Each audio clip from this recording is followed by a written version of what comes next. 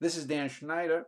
On this Dan Schneider video interview, I will be speaking with a woman who runs an amendment auditing YouTube channel and also Facebook page, and we'll be talking about the phenomenon of amendment audits and whether they are good or bad. The conversation will begin when we return. The subject is amendment auditing websites and video channels, and I have a woman who runs a channel called Pink Camera Magic. She is an amendment auditor herself. She has a lot of videos that go back several years. We're going to talk about this phenomenon, but before we do, I'd like to give her a chance to introduce herself and talk a little bit about herself. Her name is Amanda Bergquist, and she is in Texas, as am I. So Amanda, welcome. If you could give me a little background about who you are personally, whether you work in the legal field or whatnot, and then we'll start talking about your website. Okay, well, thank you. As you know from the introduction, my name is Amanda, and I'm in charge of a YouTube channel called Pink Camera Magic, where I do First Amendment tests or First Amendment audit. Basically, we go out and test the boundaries of law enforcement and how they enforce people who do things that people consider to be kind of annoying, but they are in the realm of being protected by the First Amendment or the Fourth Amendment, depending on what you do. And the idea is that we want to record them to promote transparency and accountability if they decide to go ahead and violate our rights.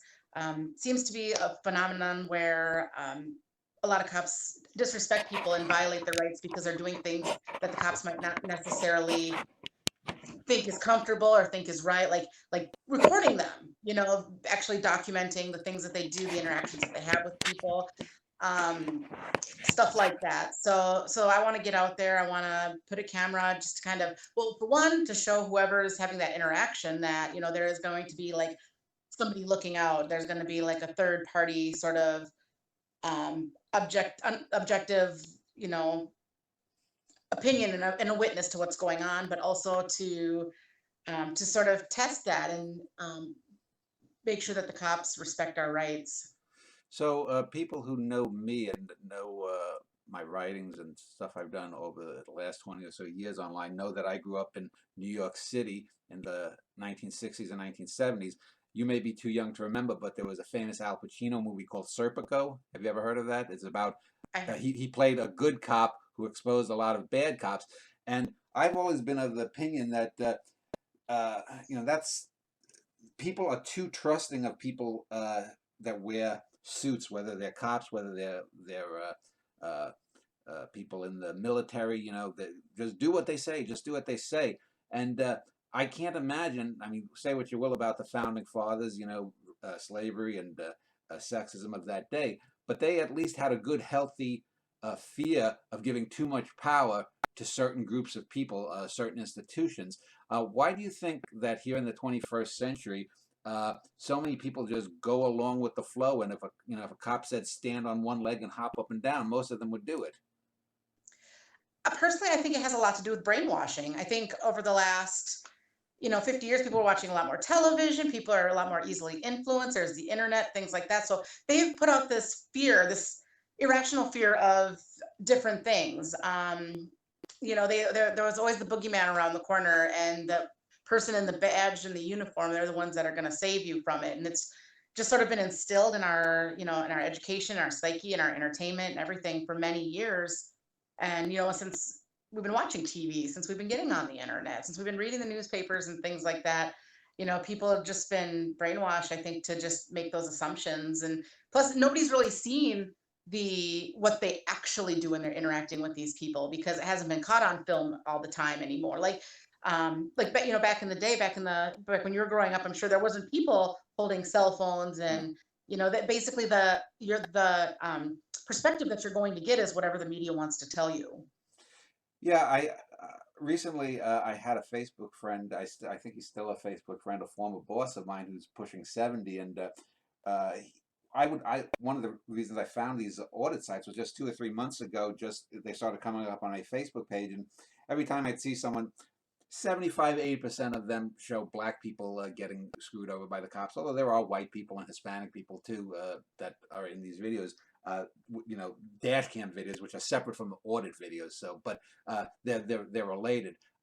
And I would post it, black teenager detained and beaten by cops for chewing bubble gum or something. I'd forward and say, you're telling me this is the way America should be? And uh, you know, this one particular person kept putting up these kind of silly memes, just sort of mocking them. And I was like, you're almost 70. This stuff was going on when I was a kid. I have my own stories of dealing with cops then, and yet people, there's what they call police apologist memes, where you hear the same excuses made for cops. Oh, let's see the whole video. What did this person do off the, as if that could justify it.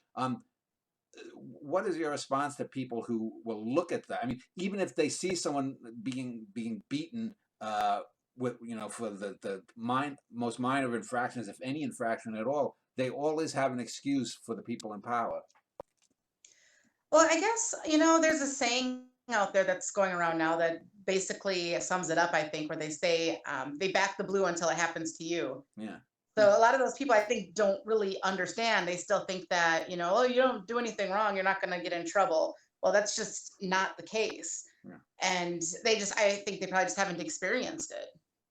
Yeah, about 20 years ago, I worked for about a year as a clerk in yeah, well, actually in Hennepin County, the Hennepin County juvenile courts, because you're originally from In Minnesota. Minnesota? Yeah, yeah, I worked there before Jesse Ventura smushed the state stuff and the Hennepin County stuff together, and I was let go. But there are two things that stood out to me. Is there were bailiffs who worked in the court there, and sometimes on my lunch break I would hear them, and they would always be talking about false tickets they gave out or harassing people, and it was a kind of a joke there. And I'm not going to say anything there because I'm not going to argue with men with guns, but the casual way that they did it, and it was accepted. And then the second thing that stood out to me was, I also, because I was a clerk, I would have to go back, and after 7 years, once you reach the age of majority, you'd have to shred most of the documents for crimes people committed as children. But some of them had to be saved, so a human being had to go in there and eyeball it and look at it.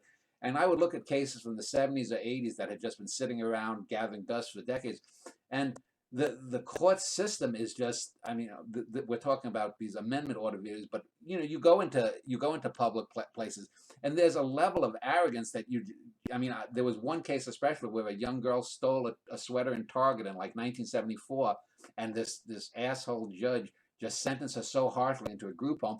After 4 or 5 years, she ended up as a prostitute and killing herself. And yet people can see this stuff and they don't believe it. You talked about until it happens to you, but what got you into doing these audits? Because, like I said, I could go on and on myself about these kinds of stories. But was someone you knew, or were you harassed by someone in the police, or what? It was a number of things, actually. And it's funny you mentioned Hennepin County and like the clerks and stuff. It actually really, really began when my mom, she used to be a 911 dispatcher for Hennepin County many years ago. As a matter of fact, maybe you know her, I'm not sure. But yeah, throughout the 80s and the late 70s, she was a 911 dispatcher. And also she was friends with a lot of cops and stuff. And I also heard a lot of the way that they spoke so casually about the things that they did and the people they brought down and the blatant racist things that they said, and I was little at the time. I was just a kid, so I was just kind of rolling my eyes and continued doing my thing or whatever.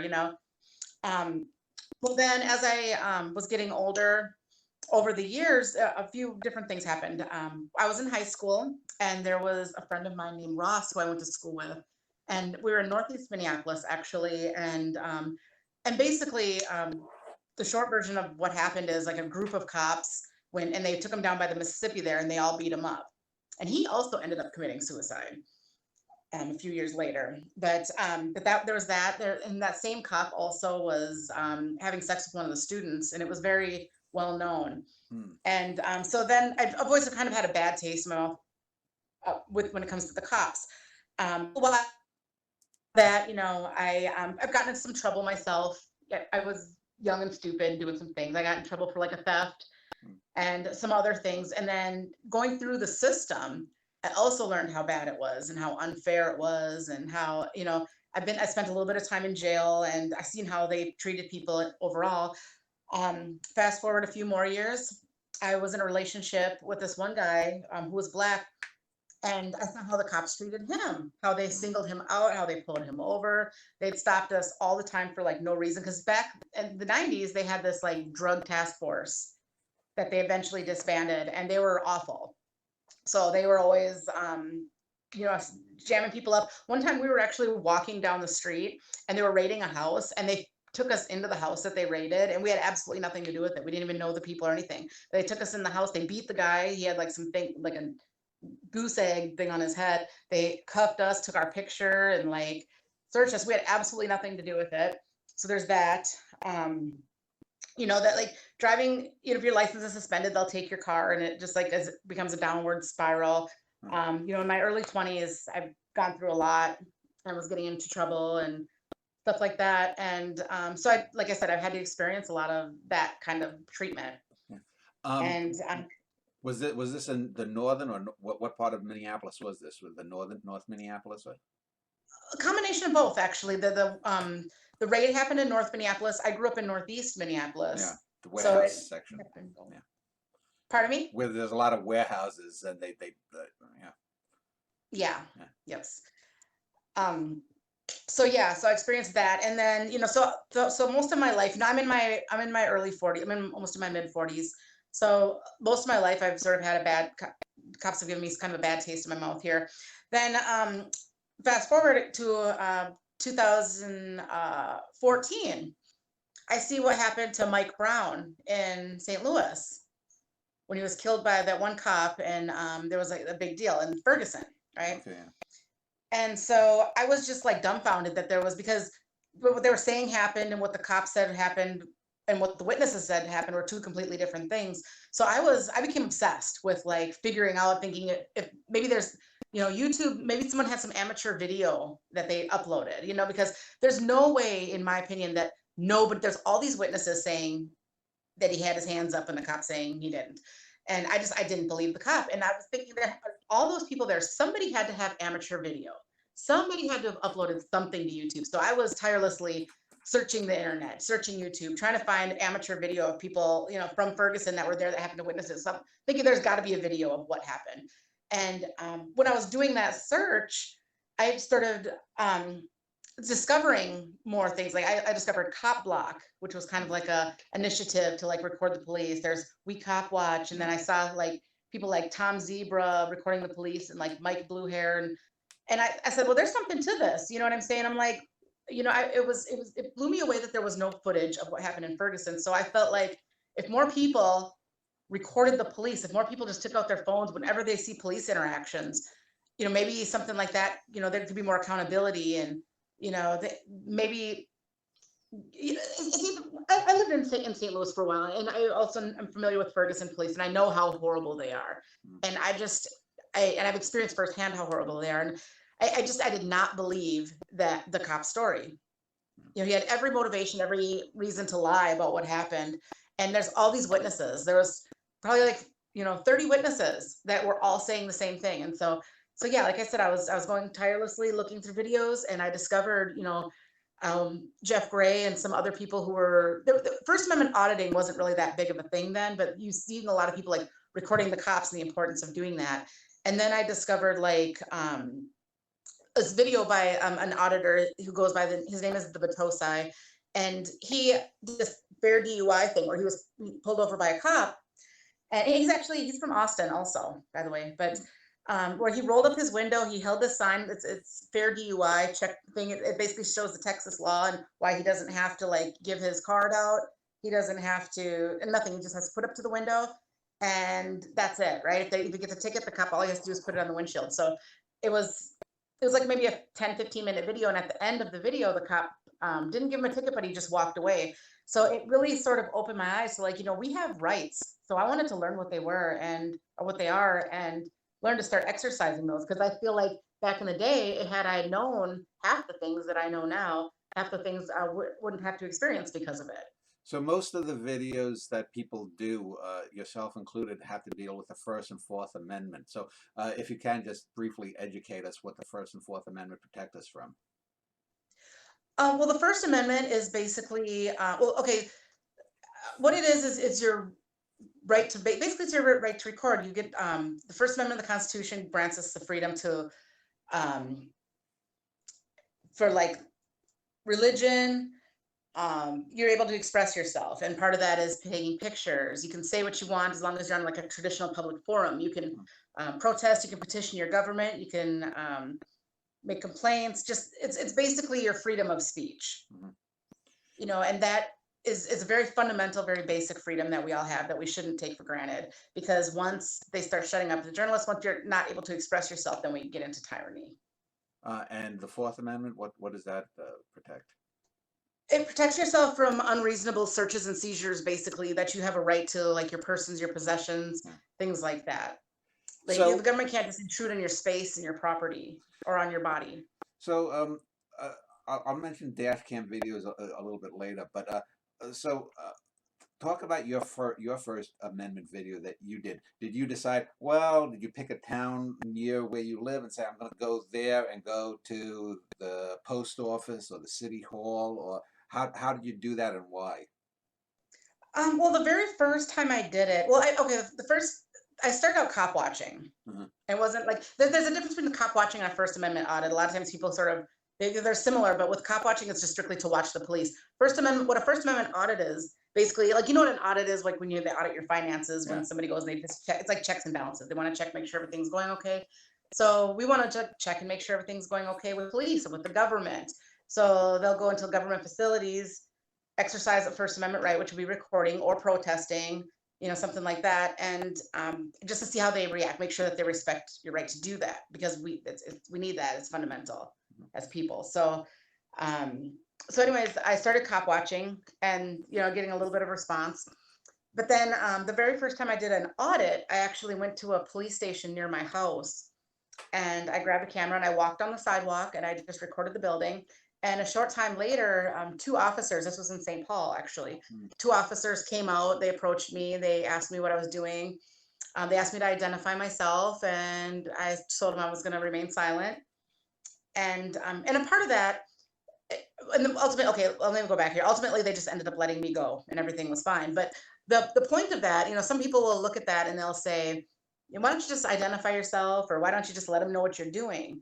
Well, one, you don't let them know what you're doing because it's a test. You know, and if you let them know what you're doing, then they're gonna be hip to it and be like, okay, great, you know, have a nice day, good luck with your audit or whatever. You don't want to let them know what you're doing, but also, if you identify yourself, it's not that you don't want them to know who you are. I mean, you probably don't want them to know who you are, but at the same time, it's more of a test as well to say, hey, okay, I'm not going to give you my ID. What are you going to do about it?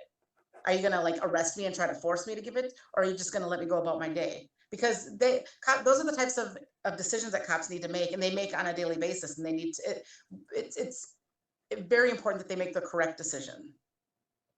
So with when you go to do it now, people will always say, oh, well, they have such a hard job, or they, you know, with terrorists, and you know, it's been 20 years since 9/11, and people will still use that as an excuse. But it's like, I know as a taxpayer, I'd much rather know that the cops are following the procedures, that they're doing things well. And even if you're filming something and, you know, let's say the cops have a supposedly secured door unsecured, we should know that. It should be taken that they should look at it as this is helping them do their jobs better, or you know, and make changes in policies and how they do things. Yet the usual runaround is that you're harassing the cops. They shouldn't be doing that. But clearly, most of these videos, I would say, good 90+% of the police officers simply don't know the most basic things about the Constitution and the laws, even in their own jurisdictions. Yeah, absolutely. And one of the nice things about what we do is we sort of weed those people out Mm. and let the community know who they are. Ultimately, what do you think the purpose of? I mean, you just stated what should be, but Is there any other like? I mean, do certain auditors go after certain things and others after like? Because I've seen airport video audits, I've seen post office video audits, I've seen cops, I've seen the Department of uh, whatever homo taxation or whatnot. People go in. What do you look to get for in each of those different kinds of things? And have you yourself done all of these things, or is it mostly just police with you? I like to focus more on the police because that's sort of my area of interest, but everybody's very different. There's some things I don't necessarily believe in, like there's people who do like churches and things like that. I'm not a fan of stuff like that. I have a really good friend of mine actually who does like the Church of Scientology. Um, and my thing, and I'm not, I've done just about everything you could think of. I've done post offices, I've done pretty much everything. And my personal feeling on it is, obviously these guys need to respect our rights, but I guess my focus is like the police response. They shouldn't, the police shouldn't be, and here's the thing too, everybody's, like I said, everybody's different. You're going to get people who actually really do antagonize the police. They'll get in people's faces, they're agitating, they're annoying, things like that. And I don't necessarily agree with those tactics. But at the end of the day, like I said, my focus is the police response, and police need to know how to correctly respond to people who they don't like and who get on their nerves. And, so that's what's important to me. I'm all about recording the police. Yeah, I know some videos and some auditors. I mean, well, as you say, they should be able to handle it without bringing out billy clubs or tasers. But I mean, there have been some auditors, like I saw one, I think it was the TSA, and two of the young auditors, they were both young white males, the auditors, were sort of making fun of this TSA auditor, this fat black man who was middle aged, and it was kind of borderline racist. And it's like you're doing harm to the whole kind of movement of people doing this by being assholes yourselves. Uh, have you ever gone out? Have you ever like worked in conjunction with other auditors, or are there certain auditors that you would not work with if you do work with others? Yes. I'm always, like I said, I'm always down to record the police. That's what I love to do. And that's, what's important to me. At the same time, I have people that I know that are really close to me who will say things to the point of it being really cringy, and will yell for no reason, and to people who I think probably don't deserve to be yelled at. So I don't like that. I'm certainly not a fan of it. And yeah, and there is people that I won't work with. There's people that I absolutely won't work with. However, I 100% support people doing it, and I think everybody should record the police and do audits, and I totally support that. So I want to talk about uh, people who, your average citizen who doesn't know their rights and what they can learn from these videos. One of the things that seems to be a thread through a lot of videos where people are stopped by cops, and they're using dash cam videos. They're not necessarily audit videos, but they're dash cam videos. People, and even some auditors will bring this up when they're outside a building or going inside. What does stop and identify mean, and why do some states have it and some states don't, and how does that affect auditing? Have you ever been in a stop and identify state and a non-stop and identify state, and what is the difference? Yes, actually, I've lived in both. Minnesota and Texas are both not neither one are stop and identify states. Illinois, however, is. What the difference is basically is like with a stop and ID state, you think that the cops can just be like, okay, okay, what's your name? Let me get your ID for no reason. That's not true. They can't just stop you willy-nilly and demand your ID. Even in a stop and ID state, they have to have some sort of reasonable articulable suspicion that a crime happened or is afoot. There has to be some kind of reason. And when you and just when we say reasonable and articulable, that's like if you're coming out of a store and someone has seen you run holding a package, they might think, oh, they're stealing it. So that would be an articulable suspicion. But just walking with a Yes. camera isn't. Absolutely, absolutely. In fact, walking with the camera is why we choose to do this. Besides the fact of documenting, it's fundamental First Amendment protected activity. So yes, walking around with the camera is not that, but running from a store after hours is definitely. And then you're supposed to ID yourself, and if you don't, it's a crime in those stop and ID states. In a state like in states like Texas and Minnesota, you have to be legally and lawfully arrested in order to be required to present identification. So literally, if you're accused of a crime or if there's some kind of suspicion or anything like that, they can detain you, but they can't demand your ID. Now, from here in Texas, I think I did read though, if you're in a car, if you're driving and they stop you with a car, then you also have to give your identification. Like, Yes, yeah, okay. driving's the exception to that. So Yeah. crime and cars, the two C's, are the only place. But if you were, say, just walking down the block and just moseying, and a cop thinks, oh, he's looking like he's high on something, and he goes up, he doesn't smell any weed or anything, he doesn't smell any booze on your breath. That's you. He can't force someone just chilling on walking down the street to identify themselves. Yeah, correct. No. So what then are the biggest mistakes that your average civilian makes when they are confronted with a police officer, either in a car or even if they're not doing amendment auditing? I mean, what kind of things do you hear mostly from people that aren't recording cops? I think just talking too much. Like you don't have to explain yourself. You don't have to, because literally 100% their job is to find evidence to build a case to charge you with a crime. That's literally their job. So nothing that you say to them, like every good lawyer will tell you not to talk to the police. It's so simple. People when they're confronted with the police, what I would highly recommend, especially people who aren't, trying to do these audits, and if you're just a normal citizen, ask them, am I being detained or am I free to go? If you're free to go, then leave. Yeah. So when we talk about doing these audits, most of them are on government buildings. You said some people do churches or private business. I've seen some where people are on public easements in front of private companies. But let's, for the moment, stick with government buildings. So where can you go? What can you go to any building? Can you go to a police office, a post office, a library that's run by a county? Can you go to the mayor's office? And once you get there and go inside the building, what is restricted? Okay, now there's a lot of gray area when it comes to stuff like that. Now, obviously, you can be, on the sidewalk, things like that. But when it comes to going inside buildings, generally speaking, yes, you're certainly free to record. There are some rule, like, okay, unless it's like specifically like when you go inside of a building. Now there's places that are obviously restricted, like if there's some kind of a barrier, right? Some kind of, like, if there's a fence, there's a gate, there's a door that's shut, things like that. And So obviously, you that's couldn't record in the bathroom. You couldn't go into a public bathroom and record people doing their business. I don't think you should. I don't know if it's Yeah. illegal, but it's certainly not tasteful. I don't Okay. think I would do that. But anyways, yeah, when you go into these buildings, generally speaking, yes, you can record.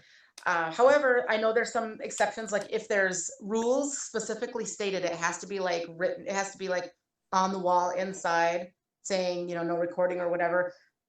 And you're generally supposed to respect that. And if you don't, they can ask you to leave. If you don't leave, then you could be charged with trespassing.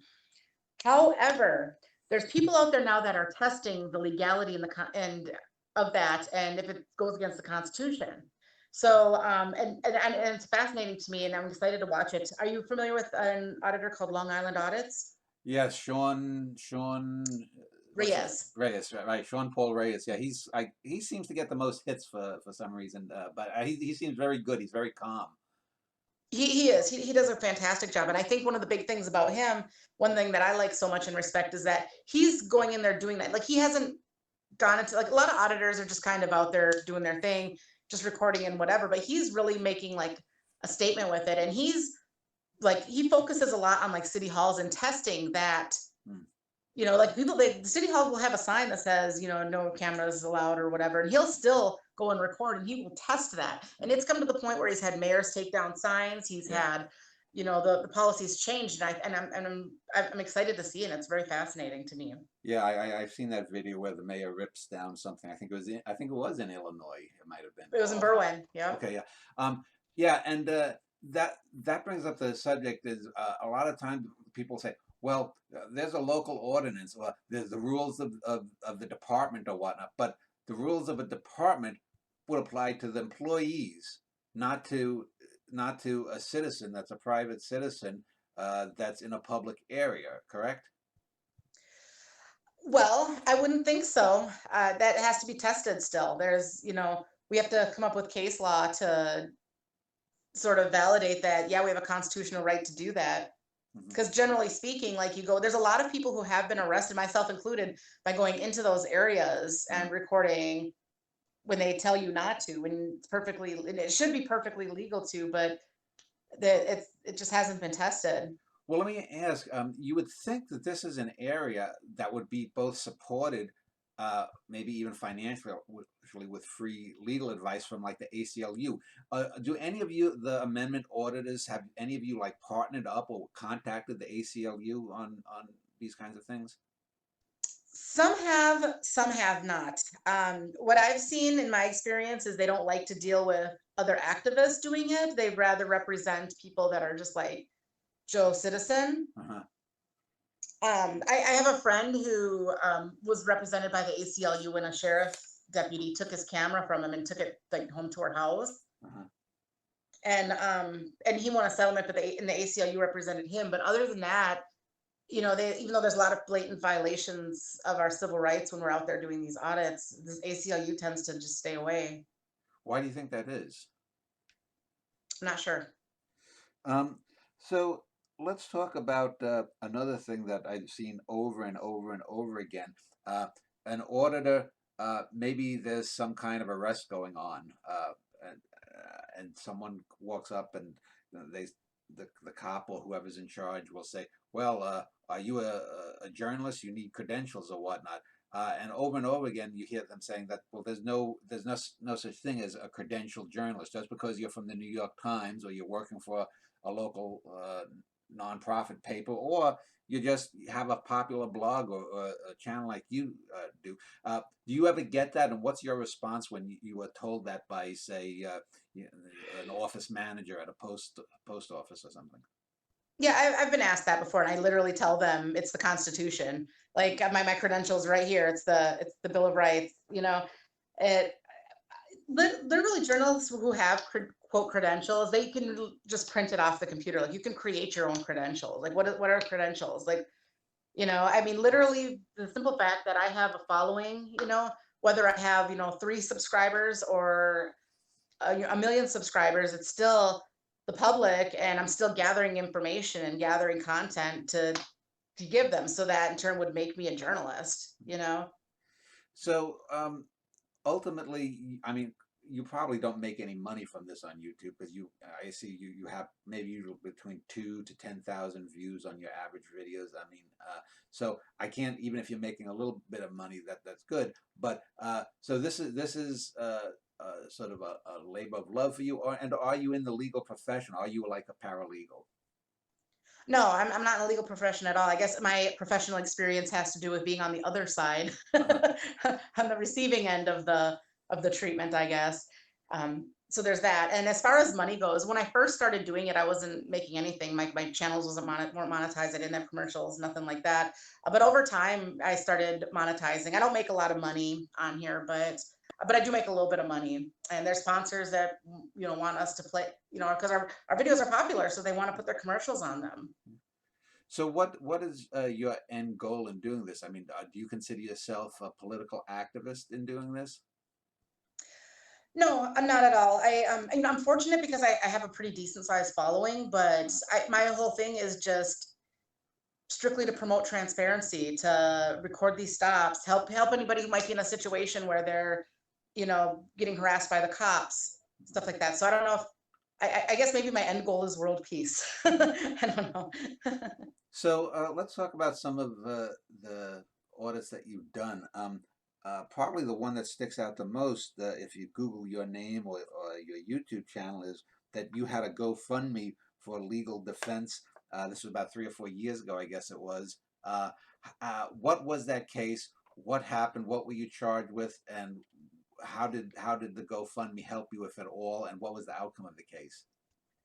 Well, okay. That what happened. This is when I was in Chicago. I was at the Cook County Courthouse, Uh-huh.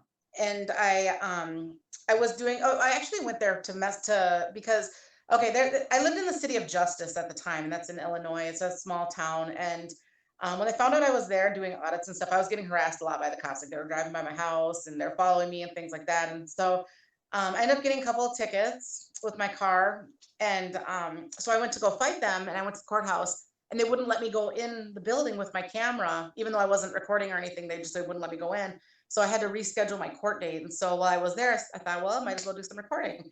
So I was outside of the courthouse. They would, like I said, they wouldn't let me in. And I started recording. I literally started panning up and down the wall because it's like a big mirrored wall. And within a minute, I had guards coming out and approaching me. Long story short, there was this one lieutenant who was like the boss. They called the lieutenant, and he came over. He arrested me. Well, he said he detained me, but it was an arrest because I was there for a few hours, and he moved me. So it was definitely it was an arrest. And so I said, okay, I'm going to remain silent. I invoke my fifth. I don't consent to searches. I don't consent to seizures, and I want to speak to a lawyer. So that's all I did. And I was literally silent the whole time. And so he arrested me. They cuffed me. They brought me in. They wanted my identification. I would not let them search me, and I didn't tell them my name. So then ultimately he ended up taking my purse, emptying it up, dumping it upside down.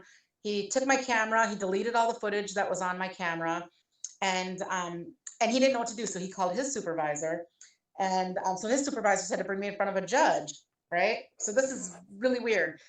Now keep in mind, I was never charged with a crime. I was never issued a ticket. I was not charged with a single crime. So I waited there. I was there for like an hour or two. I went and saw a handcuff the whole time. They brought me in front of a judge. His name was Peter Felice. And the judge said, okay, what's going on here, whatever. And then the lieutenant said, yeah, she's, recording, and there's a bunch of pictures in her camera that look suspicious of our building, of the courthouse or whatever. And the judge said, delete it. The judge told him to delete it and seize my SD card, which is outrageous to me. And so they took the SD card, they deleted my camera, everything, and then I left and went home. He said if I want my SD card, I have to come back a couple days later. So I came back a few days later. I actually brought some people with me because this was unbelievable. I was like, you have to witness it. Like, you're not going to believe me if I tell you this happened. So they came. I had a few friends that came with me to court. So there was no report written about anything that happened. The judge gave me my SD card back and said, we didn't delete anything. We didn't even look at each other. Or we didn't look at anything. Have a nice day. Right? So that's what happened. So hello? Yeah, I'm sorry. But did you sue or what? Hello? Oh, can you hear me? Oh, okay. I'll give you a call back here. Whoop. So what was it that the judge, what was the reason for them seizing it? Did you actually get, did they think that you were, photographing secret missions? I mean, it just seems odd. What was the rationale they could have? There was none. There simply was none. It blew me away. I was just like, wow, I've never experienced anything like that before. So I came back after, did you hear the point where I was talking about Judge Felice, how he said that, how he told him to delete everything? And Yeah. okay. So I went back a few days later, and then he gave me back my SD card, and there was no report written, nothing, no charges. He said, here's your SD card. We never looked through it. Have a nice day. Right. And sent me on my way. So I can only assume that maybe he talked to a lawyer or something, and somebody was like, that's not good. So anyways, so what I did was I called a friend of mine who's good with, he's like a tech person, and I sent him my SD card, and he was able to recover the footage that was deleted. And that was the footage of my arrest. And so so that's what the GoFundMe was about. I needed to find a lawyer, and ultimately I ended up getting a lawyer because I didn't have any charges to fight. They never charged me with the crime because I didn't commit a crime. But so the judge the judge both did not know the law, and then he lied about the deletion. Yeah. On record. Yeah. And so did your lawyer suggest, was there any way to report the judge to the bar or to, I guess, the state or county? Yeah, we did all that, and nothing ever came of it that I know of. This was a few years ago. Yeah. So yeah, and so nothing ever came of it. And in fact, there's a couple of judges that were problematic, and so yeah, so there was that. I ended up hiring a lawyer. We sued in federal court. It just recently resolved. After 3 years later, we were able to. Well, initially, what happened is the courts. We filed a motion for summary of judgment, and the courts denied it, and they granted their a motion to dismiss. They filed a motion to dismiss, and the judge granted it. So I know there's like super deep corruption, like in Chicago and Cook County. Like it's Mm. unbelievable. And so they dismissed it, but then we ended up appealing, and then they had a conference, and so we had decided to settle out of court Mm. after the appeal. So, what is the best audit that you've done? Have you ever gone to a place and the cops or the government employees were like, "Yeah, sure." Are there any good stories that you have of well-educated public servants? Yeah, absolutely. I get a lot of them actually. The only thing is that I don't post many of them because people don't like to watch them. Those are the boring ones. Yeah. I have a really good one in particular that I really like that I posted where one of the it was actually a TSA agent. I was recording the TSA, and he comes in Mm. and he's like, "What are you recording me?" And he tried like putting his hand in front and blocking it or whatever, and he told me it was illegal. And I said, "It's not illegal." And so he went and he called his supervisor or somebody, and then he approached me again. He said, "You know what? I was wrong. I'm so sorry about that. Please accept my apology. Go ahead and record whatever you like." And I was just like, "Oh, that's been really refreshing." He wasn't all butthurt, and he wasn't all. So it was just like it was a learning experience, for their supervisor. So I thought that was really good. So to get back to the police, when they get all flustered when someone has a camera, what is your take on why that is? Is it because they know that they just don't want to be seen sitting around going to the donut shop or doing something illegal? Do they? I mean, or is it just the power trip that they can say, "You shut that off," and what do you think is the motivation between for your average cop? Is it just ignorance, or is there malice there?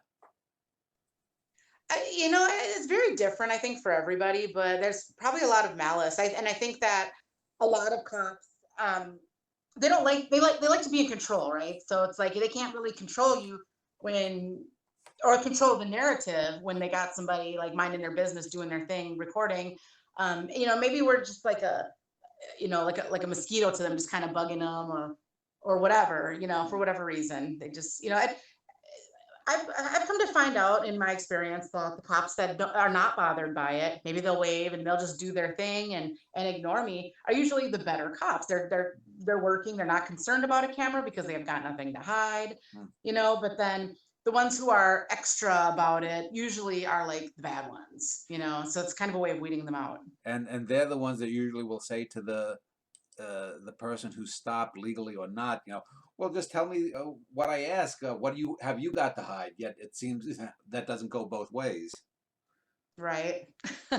Yeah, one of the things that I always found when I worked, as I said years ago, at the Hennepin County Juvenile Court, uh, you'd get cops coming to the various trials of the juveniles and whatnot, and I always just wondered, aren't there a lot of cold cases? Because a lot of these files that I had to destroy, a lot of them were of cases that uh, even a lot of the stuff was unadjudicated from years ago.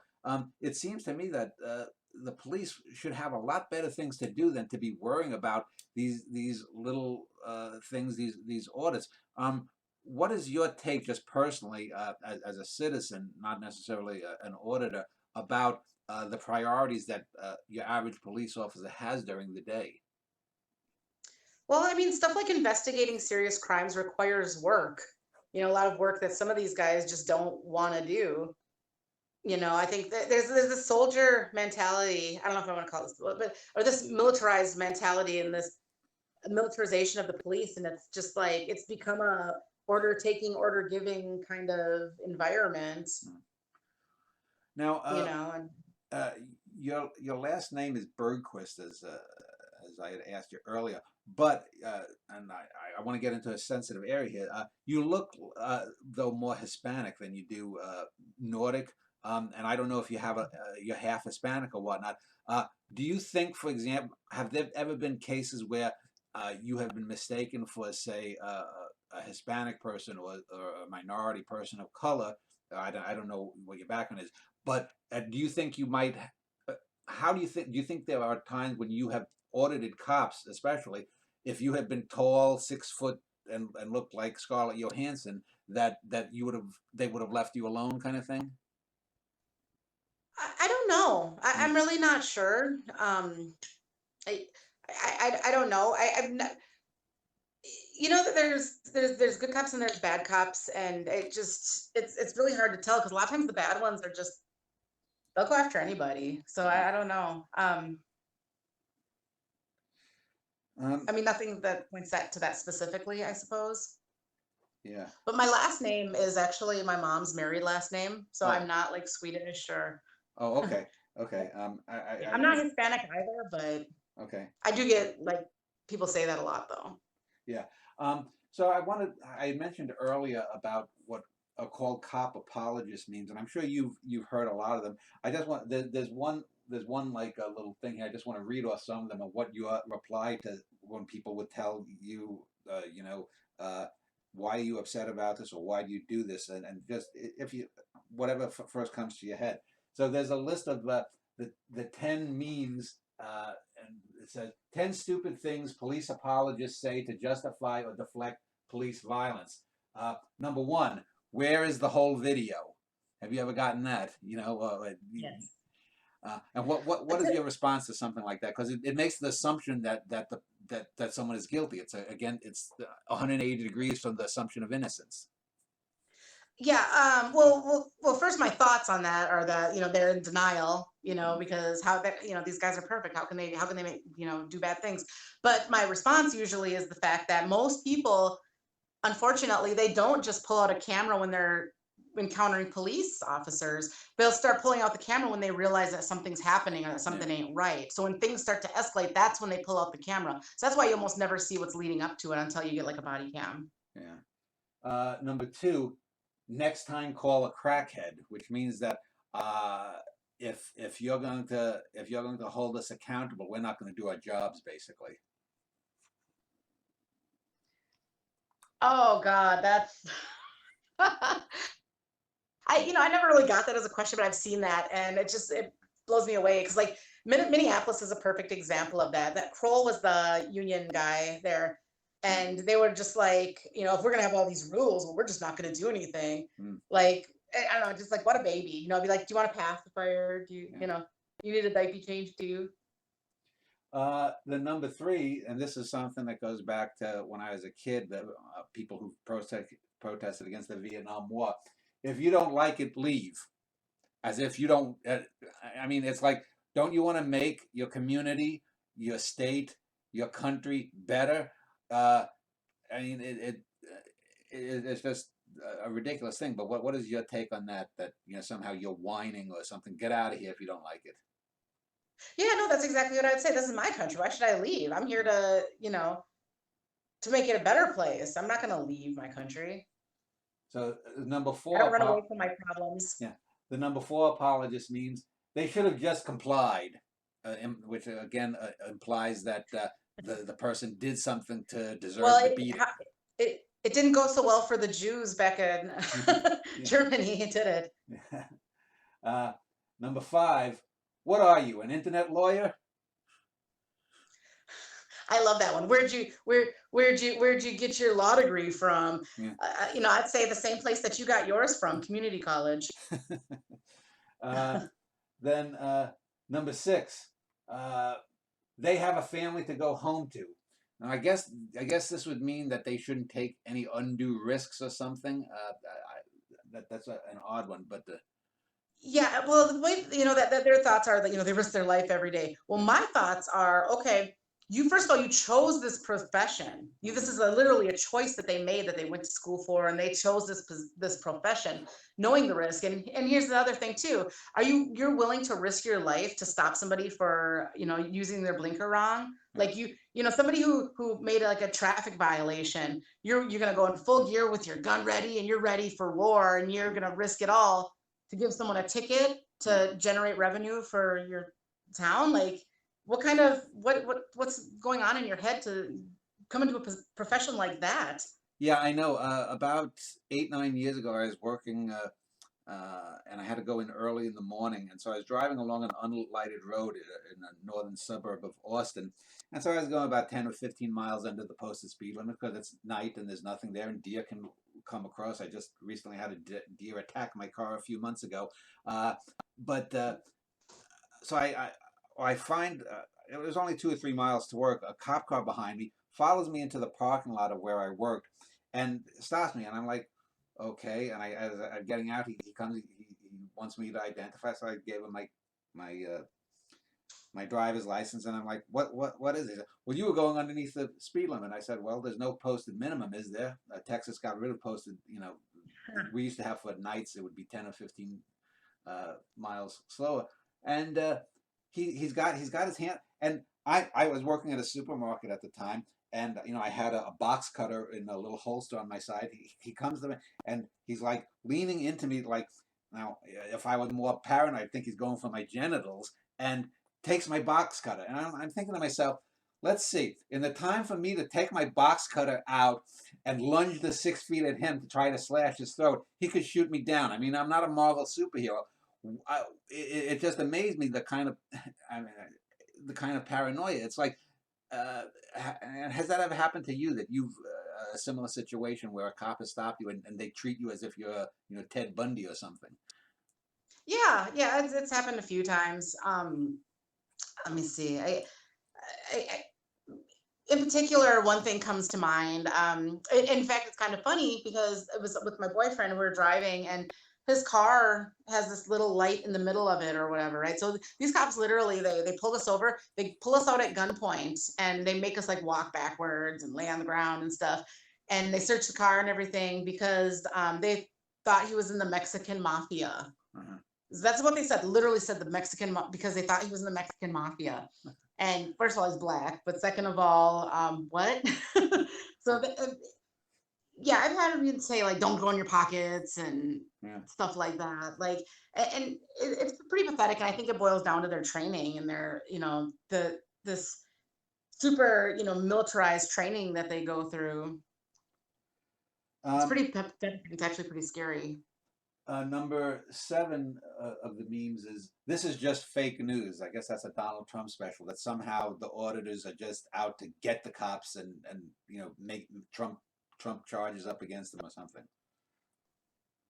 Um, I don't, I don't know what to say about that. It's Okay. Number 8 is, they're just doing their job. Well, their job sucks. It's a stupid job. Yeah. Number 9, and this is one people will always say, they're just a few bad apples. And my response, and then what's your response? And I'll give mine. Well, a few bad apples can spoil the bunch. They don't get rid of them. I mean, the few bad apples they're supposed to just get rid of. Yeah, and for me, and I could say a lot of stories myself, going back to my youth, about cops abusing foreigners and young people and poor people, even poor white people.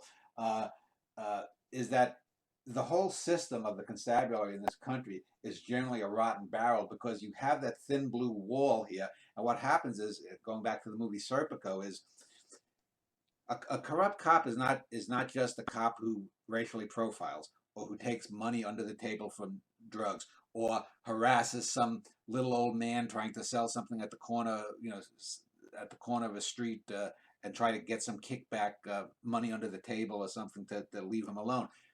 It's a bad cop is the cop who sees those other cops and does nothing and says nothing and lets it go. So I've always thought it's more of the rotten barrel than the bad. If you have a system, if you have a pure apple after 5 or 10 years, you've got a really good cop. But if you have a barrel full of bad apples, you put some good apples in, most of those apples are going to spoil. Yeah. Um, are you there? Of policing where there's no accountability, and so, a lot of these cops behave this way because they can get away with it. They've always been that way, and there probably was going to be that way. And there's this whole system that supports them. The judicial system supports them. Their unions support them. The other cops, their chief. And there's a whole line in this whole system of policing and the justice system that supports cops, and there's this generalization that they're good and their intentions are good, and they might have made a little mistake or whatever, but the fortunate thing about those of us out there recording is that we're able to expose these things. Yeah. And then there's always going to be like the court of public opinion, and we're the ones who will apply the pressure and till it comes to the point where their systems get broken down and there's really nothing they could say because we have like video proof of what they do. Yeah, that proof though doesn't matter. There are a lot of people that, I mean, you look at, especially when, I mean, they didn't have videotape of like when Breonna Taylor was killed, but you had the tape when Floyd was killed, and oh well, Floyd did drugs. Floyd once held a gun at a woman who was pregnant. Okay, that was years ago. He did serve his time. He was released. I mean, I could go off on the benefits of parole, probation, forgiveness. I mean, unless anyone who commits some crime, you just want to lock them up forever, which is untenable. That has nothing to do because some 17-year-old kid committed armed robbery. 20 years later, if he's stopped by a cop and beaten half to death, the two things are not related. No, and that kind of goes to show you how important the court of public opinion is, because what they're doing there is they're trying to taint that. Basically, they're like, well, okay, he wasn't a saint. They want to get the public to be like to understand the cop. Yeah. And it's really hard to do. And you also got to look too. Now, if it wasn't being recorded, now all 3 cops involved were found guilty. Yeah. And I think that if it wasn't for the video recording, I mean, they're still going to do things, but if it wasn't for that video recording, all 3 cops probably weren't going to be charged and certainly not convicted. And Chauvin might have gotten away with it too. Yeah, absolutely. And Chauvin's been on the force for a long time, and I can only, and the area he was into, I can only imagine the things that he's gotten away with in the past. And he's a perfect example of the rotten barrel, because I think it was the Asian cop who well, one of them was there only like 3rd or 4th day, and he even said trying to defend himself, well, I was just a rookie there. Well, it's one of those things going back to Vietnam or even back to World War II and the Nazis, is just because, if you're wearing a uniform, that doesn't mean that you have to mindlessly comply. If your boss tells you to do something that is illegal or unethical or just goes against your sense of good, you have a duty to say, no, I can't do that. I won't do that. And if that costs you your job, so be it. And unfortunately, there's no systems in place to sort of like protect those good apples, and like people who want to like be whistleblowers and people who want to stop a cop from beating somebody or whatever. There's unfortunately there's a lot of ramifications for that. Like they get treated bad, and sometimes they lose their job and things like that. And it's really unfortunate. Like we should totally provide an environment for cops to be able to stop bad cops. And be able to speak their mind. And the 10th meme just says, "Who will you call if someone breaks into your house?" Which again is like the earlier meme that a little criticism. I'd rather call it crackhead, because you know what? If I want somebody to come after the fact and pull out a notebook, I could call anybody for that. Yeah, and one of the things too, one of those memes, talking about it's a dangerous job, but if you look. Most cop jobs are not even in the top 10 of the most dangerous jobs around the world. Certainly not around the world, but even in America, where there's a lot more gun violence, you're more likely to die if you're cutting beef in a slaughterhouse than being a cop. Let me just ask you a couple of more questions, then we'll go. You mentioned policemen's unions, and I'm a big unionized person. I worked in several jobs that had unions, and my father was a diehard union kind of person, and everyone knows politically unions are not doing well here. But cop unions are basically the only unions that seem to gain the sympathy of politicians. To what degree do you think that a lot of this arrogance and the police violence isn't just on the cops, but upon the systems that support them, meaning politicians, meaning all the various departments and whatnot? I mean, because it's not just the cops, it's the systems that support them.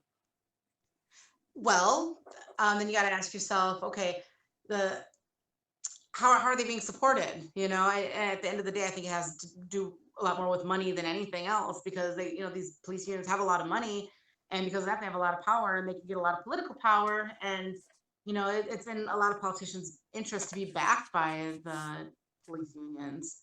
So I think it has everything to do with that. So finally, then, what are you going to be doing? I mean, how long do you think you're going to be doing this? Do you think you're going to be doing this for the next 5, 10, 20 years?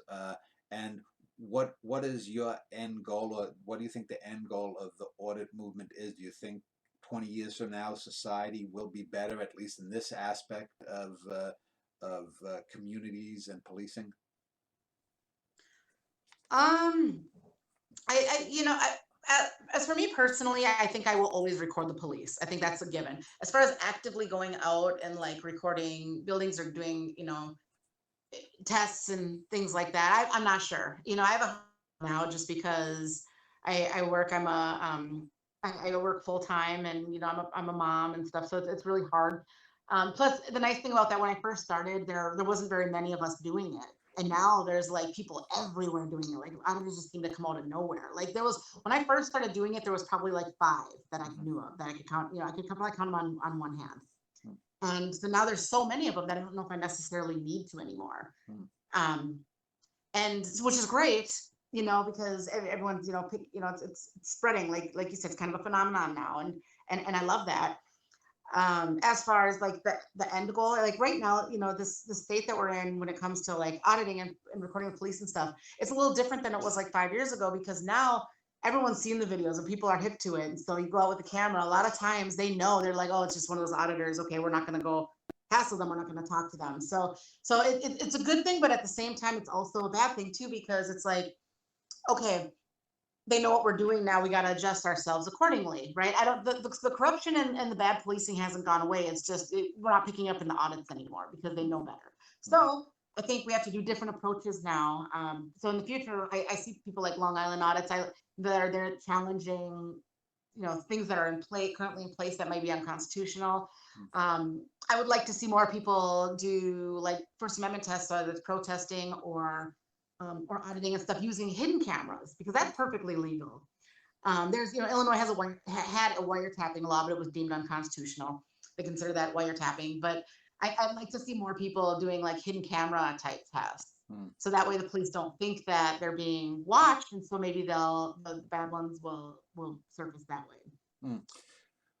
Yeah, I think I've seen some videos where people have, or some states where that is illegal, though. I mean, you have to be upfront. Like you couldn't have like a flower in your hair and a little camera there. I think, don't you have to tell in most states? That doesn't apply to police Oh, and okay. government employees, where they have a reasonable, it only applies to people who have a reasonable expectation of privacy. So like you and I were talking and you didn't want a conversation, I recorded the conversation and I did something with it, whatever, that would be illegal. But no cop has any sort of expectation of privacy. Like everything that they do when they're on duty is open to that. So, and it's actually been, there's court cases to back that. ACLU versus Alvarez, which was in Illinois, is a perfect example of that. They was charged with wiretapping, and the ACLU, oh yeah, the ACLU represented the person who got charged with that, and it was thrown out because of that. Like police officers, you can record them any way that you want to. Well, I will link to your YouTube channel, Pink Camera Magic. Also, it's on Facebook. I'll link to that too. So I want to thank you for spending about an hour speaking with me, and keep doing the good work that you're doing. Thank you. I appreciate that.